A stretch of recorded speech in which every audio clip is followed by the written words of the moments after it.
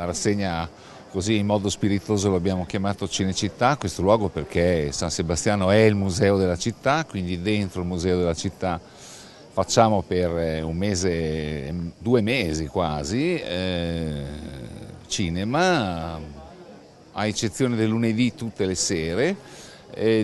Le serate sono divise un po' per generi e per argomenti. Il martedì, il mercoledì e il giovedì prezzo stracciato a 3 euro, mentre nel fine settimana il biglietto 5 euro.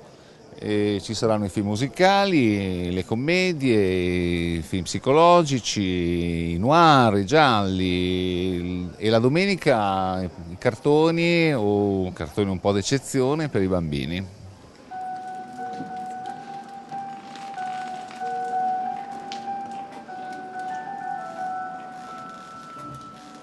Se sulla carta abbiamo deciso che questo gioco ci serve per togliere problemi al nostro attacco, facciamo questo gioco senza fare niente di strano.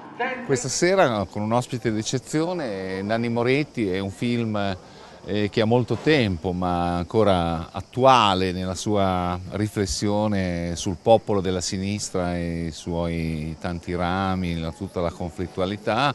E ancora una volta, se noi rivediamo Palombella Rossa, troviamo che Nanni Moretti ha una capacità divinatoria, nel senso che non solo con il Caimano, Berlusconi e con altre vicende, o con il Papa, le dimissioni del Papa, ha una capacità di vedere al di là del tempo, e rivedere stasera Palombella Rossa ci porta davvero nell'attualità, sebbene fosse appena crollato, stesse per crollare il muro di Berlino.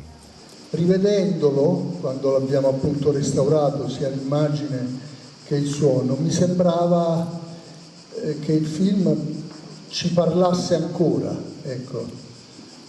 Nonostante sia un film calato molto in quegli anni, però mi sembra che dopo quasi 30 anni, l'ho girato nell'88 ed è uscito nell'89, mi sembra che ci parli ancora, ecco. Questo è uno, e poi l'altro attraversa. Ma questo è il centro boa! No, questo esce, non è il centro boa. E tu non mi parli mai di te, no? Tu non mi parli mai delle cose importanti della tua vita, io non so niente di te. Mi ricordo una recensione di un giovane critico comunista che scrisse vabbè, ma questo è un film vecchio perché parla del PC di Natta, non del PC di oggi. Il PC di Occhetto di oggi non ha problemi di identità. Settembre 89.